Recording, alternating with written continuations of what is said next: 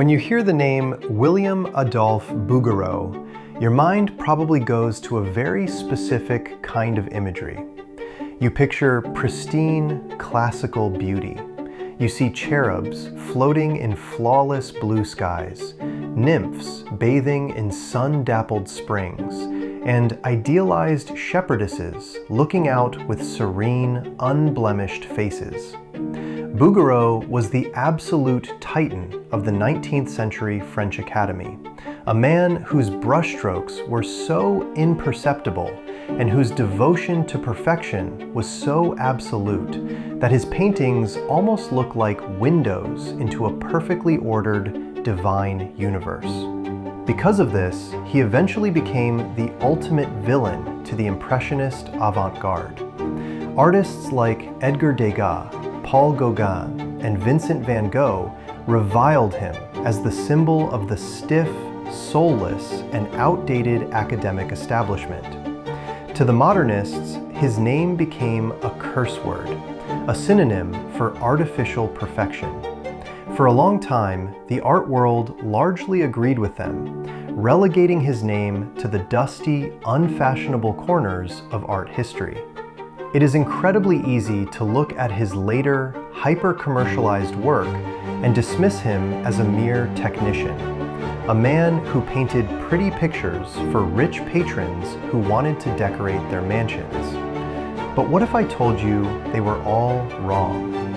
What if, long before he became the painter of perfect angels and soft mythological dreams, he painted a nightmare? What if his first great masterpiece was a dark, brooding, and terrifying meditation on the end of human existence? Today, we are looking at a painting that shatters everything you thought you knew about one of history's most polarizing artists.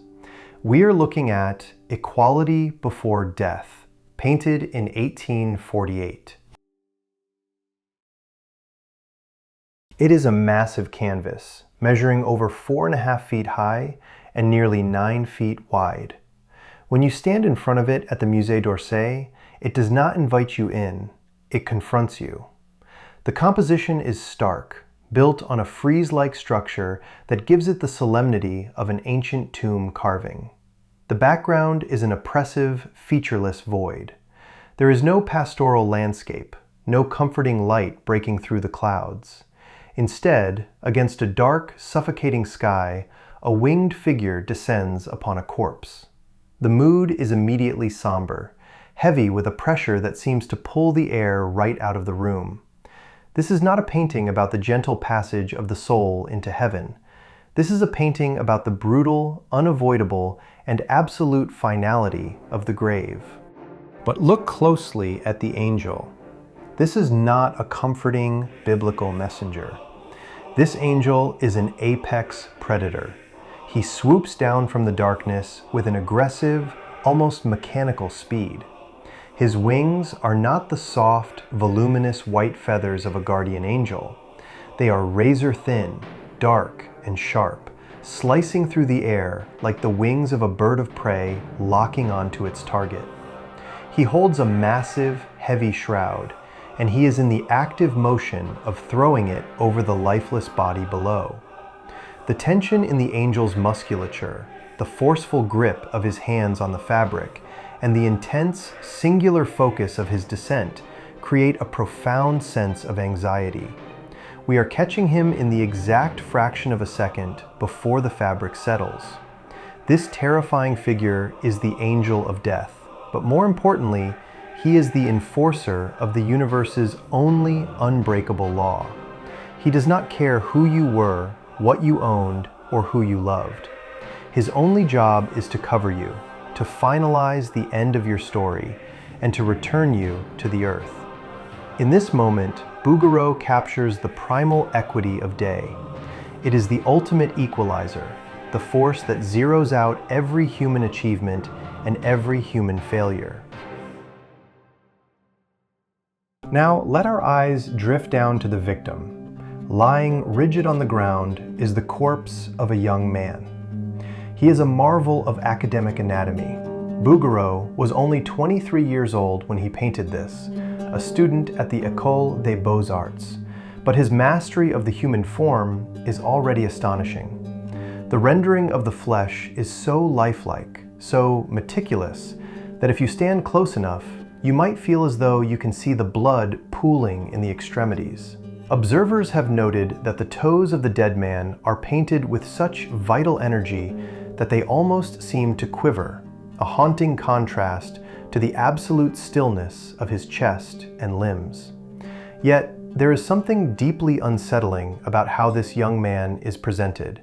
He is completely, unapologetically naked. There is no torn uniform to tell us he died in battle. There is no fine jewelry or tattered peasant cloth to indicate his social class. He has been stripped of every possible identifying marker. Why would Bouguereau remove all context from the victim? If you are trying to tell a story about a specific tragedy, you give the victim a history. But Bouguereau deliberately erases this man's history. He does this because the nakedness is the entire point. It signifies the absolute primitivism of material possession. We come into the world naked, possessing nothing, and we leave it in the exact same state. By stripping the young man of his clothing, Bouguereau forces us to confront our own vulnerability. The dead man is not a specific individual. He is a stand-in for all of humanity. He is you. He is me. The painting tells us that whatever wealth we accumulate, whatever titles we demand, and whatever power we wield, it is all utterly meaningless the moment the dark wings fold over us. The shroud covers the king and the beggar with the exact same weight. To truly understand the visceral power of this image, we have to pull back and look at the world raging outside Bouguereau's studio in 1848. And as we do, keep the composition in mind. That featureless void behind the figures, the total absence of any setting or context. That emptiness is doing deliberate philosophical work, as we are about to see. This was not a quiet time to be an artist in Paris. The year 1848 is known to historians as the Year of Revolution. Europe was a highly stratified society, rigidly divided between the haves and the have-nots. But the foundation was cracking. In February of that year, the streets of Paris erupted. The barricades went up, the smoke of musket fire choked the air, and the July monarchy of King Louis-Philippe was violently overthrown. The working classes, tired of being crushed under the weight of an uncaring elite, demanded rights, representation, and, above all, equality. Imagine being a 23-year-old artist, raised with traditionalist values, suddenly thrust into the middle of this bloody social upheaval. Bouguereau was surrounded by the rhetoric of egalitarianism, but he was also witnessing the chaotic, terrifying reality of violent revolution. The air was thick with political promises of a new, equal society, the dawn of the Second Republic. But how does a deeply observant, somewhat melancholic young artist process this demand for earthly equality when the streets are literally running with blood? He answers the political turmoil with a cosmic truth. Look again at that empty background. While the revolutionaries were fighting for equality in life, Bouguereau strips away every trace of the physical world and paints the only true, guaranteed equality: equality in death. The title itself, Equality Before Death, is a direct philosophical response to the revolutionary slogans of the era. You want equality? Bouguereau seems to ask. Here it is. It is not found in the parliaments, and it is not won on the barricades. True equality is delivered by the dark angel. The painting takes the fierce political anxiety of the moment and elevates it into a universal existential meditation.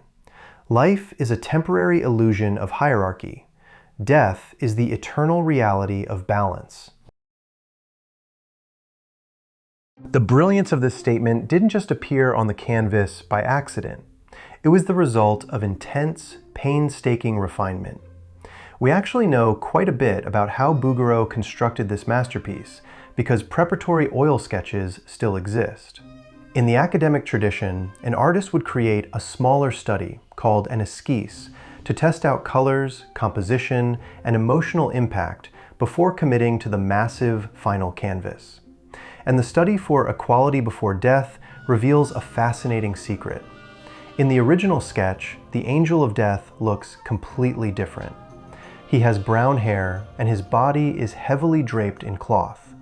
He hovers over the lifeless body, but there is no sense of aggressive motion.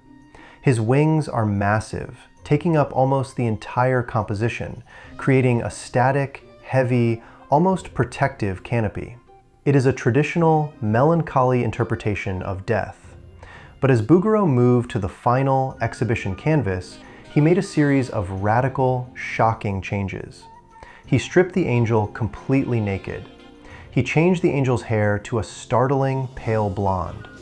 And he transformed those massive, static wings into the razor-thin, black, aerodynamic blades we see today. Why make death naked, blonde, and brutally fast? These changes shift the entire meaning of the figure.